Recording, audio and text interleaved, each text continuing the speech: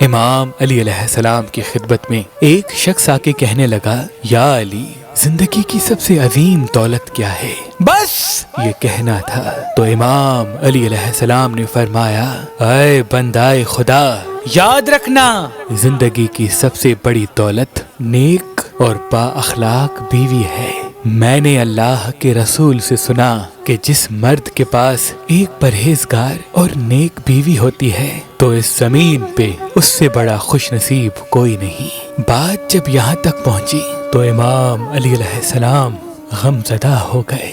تو سوال کرنے والے نے سوال کیا، یا علی، اس اداسی کا سبب کیا ہے؟ امام علی علیہ السلام نے فرمایا، اے شخص، ان قریب اس زمین پہ ایک ایسا وقت آئے گا جب نیک عورتوں کی قدر کرنے والے انسان کم ہو جائیں گے، پرہیزگار بیوی اور اچھی عورت کو حقیر سمجھا جائے گا۔ افسوس ہے کہ انسان اللہ کی عظیم دولت کو ہی حقیر سمجھے گا۔